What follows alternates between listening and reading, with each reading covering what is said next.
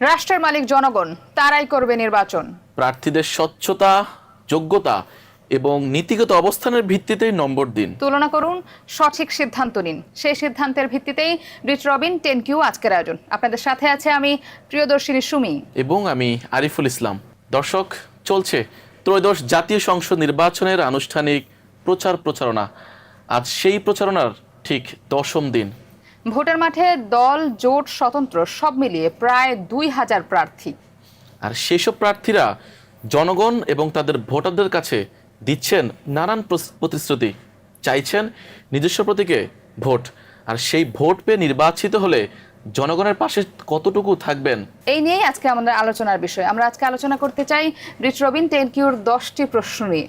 Writ Robin 10Q 10টি প্রশ্ন সাজিয়েছে ভোটারদের জন্য, একই সাথে 10টি প্রশ্ন সাজিয়েছে জনগণের জন্য।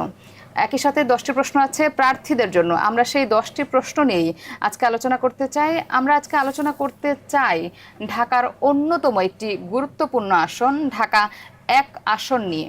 আর সে আসনটি আসলে গঠিত ঢাকা দোহার এবং নবাবগঞ্জ উপজেলা নিয়ে। আমরা একটু দেখে নিতে চাই আসলে সেখানে কতজন ভোটার আছেন, নারী এবং পুরুষ মিলিয়ে। হ্যাঁ, আরিফ যেমনটা বলছিলেন, ঢাকার দোহার এবং নবাবগঞ্জ নিয়ে ঢাকার সংসদীয় আসন 1 গঠিত।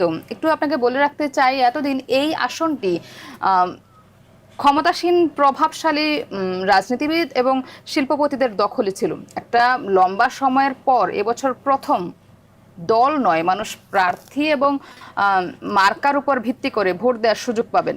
দোহার নবাবগঞ্জ নিয়ে যে আসনটি গঠিত, সেই ঢাকা 1 আসন। ঢাকা 1 আসনে মোট ভোটার সংখ্যা প্রায় 5.5 লাখ, যেখানে পুরুষ ভোটার আছে 2,76,050 জন এবং নারী ভোটার আছে 2,59,085 জন এবং একই সাথে তৃতীয় লিঙ্গের ভোটার আছে 5 জন।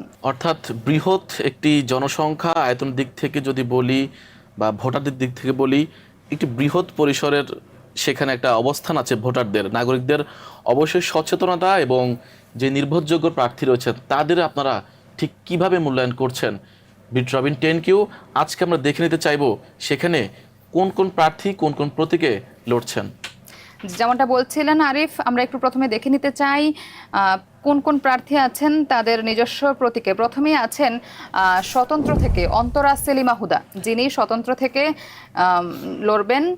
তার পরপরই আছেন খন্দকার আবু আশফাক, যিনি লড়ছেন ধানের শীষ অর্থাৎ বাংলাদেশ জাতীয়তাবাদী দল বিএনপির পক্ষ থেকে। এবং একই সাথে আছেন ইসলামী আন্দোলন থেকে নুরুল ইসলাম, এবং তার পরপরই আছেন জাতীয় পার্টি থেকে মোহাম্মদ নাসির উদ্দিন মোল্লা। 11 দলীয় জোট নেতৃত্বাধীন জামায়াত প্রার্থী দাঁড়িপাল্লা প্রতীকে রয়েছেন মোহাম্মদ নজরুল ইসলাম। এবং তার সাথে লেবার পার্টি থেকে আছেন শেখ মোহাম্মদ আলী। মোট 6 জন প্রার্থী ঢাকা 1 আসন থেকে লড়বেন সংসদীয় আসনের জন্য। আমরা রিট রবিন 10Qর 10টি প্রশ্ন যেমন আছে, প্রায় 5.5 লক্ষ ভোটার, 6 জন প্রার্থী। আসলে যারা সেখানকার ভোটার আছেন তাদের যে ভাবনা, তাদের যে চিন্তা, আমাদের রিট রবিন 10Q যিনি প্রতিনিধি আছেন সেখানে প্রার্থীদের আমরা দেখতে পাচ্ছি 20 জন প্রার্থীর মতো, ভোটারের মতো সেখানে জরিপ করা হয়েছে। আমরা দেখে নিতে চাই আসলে কোন কোন প্রার্থীকে কেমন করে দেখছেন, তাদের প্রতি প্রত্যাশা কতটুকু থাকছে এবং আস্থা এবং নির্ভরতার জায়গাটা আমরা একটু শুনে নিতে চাই। আরিফ, আমরা যেমন দেখতে পাচ্ছি অন্তরা সেলিমা হুদা, তাকে নিয়ে মন্তব্য করেছেন 5 জন। সেই 5 জনের মন্তব্যের আলোকে তার স্কোর আছে 56। এরপরে দেখা যাচ্ছে আসলে ইসলামী আন্দোলন বাংলাদেশের হাত পাখা মনোনীত প্রার্থী জনাব নুরুল ইসলাম, তাকে এখন পর্যন্ত 2 জন ভোটার অর্থাৎ সাধারণ সচেতন ভোটার থেকে মতামত নেওয়া হয়েছে। রিট রবিন 10Qর যিনি প্রতিনিধি আছেন ওই সংসদীয় এলাকায়, সেখানে তিনি পেয়েছেন 78 স্কোর, অর্থাৎ 100-র মধ্যে তিনি 78 পেয়েছেন। এবং শেখ আলী, যিনি লেবার পার্টি থেকে আছেন, তাকে নিয়ে এখন পর্যন্ত আমরা কোনো ভোটারের মতামত পাইনি, সেজন্য তার কোনো স্কোর এখন পর্যন্ত আমরা দেখতে পাচ্ছি না। বাংলাদেশ জামায়াতে ইসলামী থেকে যিনি আছেন মোহাম্মদ নজরুল ইসলাম, তাকে নিয়ে 2 জন ভোটার মতামত দিয়েছেন। তাদের সেই 2 জন ভোটারের মতামতের ভিত্তিতে তার স্কোর এখন আছে 77। এবং পাশাপাশি যিনি লাঙ্গল প্রতীক অর্থাৎ জাতীয় পার্টি থেকে নির্বাচন করছেন মোহাম্মদ নাসির উদ্দিন মোল্লা, তাকে নিয়ে এখন পর্যন্ত ঢাকা 1 সংসদীয় আসন নবাবগঞ্জ দোহার আসনে দুজন সাধারণ ভোটারের মতামত নেওয়া হয়েছে, সেখানে তিনি পেয়েছেন 69। যেমনটি আমরা আসলে দেখতে পাচ্ছি আরিফ, এখানে 6 জন প্রার্থী আছেন। 6 জন প্রার্থীর মধ্যেই ব্রিট রবিন টেনকিউর যেই জরিপ দেখা যাচ্ছে, যে জরিপে সাধারণ জনগণের যেই মতামতের ভিত্তিতে এখানে সব থেকে স্কোরে এগিয়ে আছে জামায়াতে ইসলাম থেকে যিনি মনোনয়ন পেয়েছেন মোহাম্মদ নজরুল ইসলাম। তার স্কোর আছে 2 জন ভোটারের মতামতের ভিত্তিতে তার স্কোর আছে 77 নম্বর। সুমি আরেকটু তথ্য দিতে চাই, সেটি হচ্ছে এই যে নম্বরটা সেটা কিন্তু একটা গড় হিসাব করে আসছে, অর্থাৎ আপনি যত বেশি ভোটারদের মতামত দিবেন আপনার মার্কস এতে বাড়তেও পারে, আবার কমার সুযোগ থাকছে। সেক্ষেত্রে আমরা দেখতে পাচ্ছি এখানে বাংলাদেশের একটি বৃহৎ রাজনৈতিক দল বিএনপি মনোনীত যিনি প্রার্থী রয়েছেন খন্দকার আবু আশফাক, তাকে নিয়ে আসলে এখন পর্যন্ত সর্বোচ্চ আসনে 5 জন ভোটার মতামত দিয়েছেন, সেখানে তিনি পেয়েছেন 66 নম্বর। ঠিক যেমনটা বলছিলেন আরিফ, এই যে স্কোর এবং মতামত এটা যে কোনো সময় অদ্ভুত হতে পারে।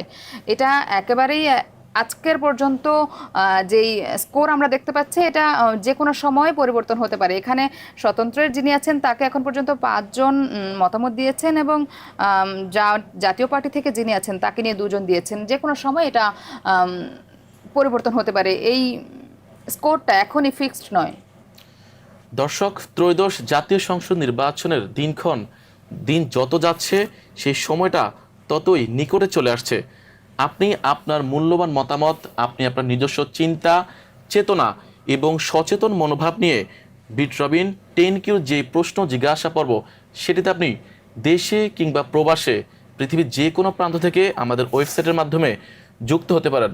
britrobin.org থেকে আপনি আপনার মতামত যে কোনো সময় দিতে পারেন, দেশে অথবা দেশের বাইরে যে কোনো জায়গা থেকে, আপনার মোবাইল অথবা ল্যাপটপ অথবা ডেস্কটপ থেকে আপনি আপনার নিজস্ব মতামত দিতে পারেন। আপনার এলাকায় কোন প্রার্থীকে আপনি বেছে নিতে চান, কি যোগ্যতার ভিত্তিতে আপনার কাছে তিনি সব থেকে এগিয়ে থাকবেন, আপনি আপনার নিজস্ব মতামত দিতে পারেন। যেমনটি বলছিলাম আরিফ, আমরা ব্রিট রবিন টেনকিউর যে 10টি প্রশ্ন, সেই 10টি প্রশ্নের মাধ্যমে জনগণ যেই ভোট দিয়েছেন সেই ভোটের ভিত্তিতে এখন পর্যন্ত আমরা মতামতটাকে এখানে আসলে দিয়েছেন, মন্তব্য করেছেন। ওই মতামতের ভিত্তিতে এখন পর্যন্ত আমরা দেখতে পাচ্ছি এখানে জামায়াত এবং বিএনপির মধ্যে এক ধরনের হাড্ডাহাড্ডি প্রতিযোগিতা দেখতে পাচ্ছি আমরা এখন পর্যন্ত। হ্যাঁ, ভোটের মাঠে এখন পর্যন্ত আসলে সেখানকার যে সবশেষ পরিস্থিতি আমরা দেখতে পাচ্ছি আমাদের যেই ওয়েবসাইটের মাধ্যমে ধারণা করা যেতে পারে আসলে সেখানে জামায়াত এবং বিএনপি মনোনীত যারা প্রার্থী রয়েছেন তাদের মধ্যে একটি হাড্ডাহাড্ডি লড়াই হতে পারে। একই সাথে অন্যান্য প্রার্থীরাও তাদের ভোটারদের দ্বারে দ্বারে যাচ্ছেন এবং নিজস্ব প্রতীকে প্রচার চালাচ্ছেন, এবং তারা প্রতিশ্রুতি দিচ্ছেন যদি তারা সংসদে নির্বাচিত হয়ে থাকেন তাহলে তারা কি কি করবেন, এই এলাকার জন্য কতটা উন্নয়নে কাজ করবেন। এখন যেই প্রতিশ্রুতি দিচ্ছেন, আমরা তো সাধারণত দেখতে পাই যে নির্বাচনের আগে সব প্রতিনিধিরাই জনগণের একদম দ্বারগোড়ায় চলে যায়, যেখানে গিয়ে তারা তাদের প্রতিশ্রুতির কথা বলে আদৌতে তারা নির্বাচিত যদি হয়ে থাকেন তখন কি তারা এই প্রতিশ্রুতি এখন যে দিচ্ছেন সেগুলো রাখবেন কিনা সেটা নিয়েও একটা প্রশ্ন থেকে যায়। দর্শক, 5 বছর পর নির্বাচন আসে, আর এই নির্বাচনকে নিয়ে জনমনে নানা রকমের উৎসবমুখর পরিবেশের সৃষ্টি হয়। সেটি যেমনটি নির্বাচনের সময় উৎসবমুখর, তেমনি নির্বাচন পরবর্তী সময়ে দুর্ভোগের কারণ হতে পারে।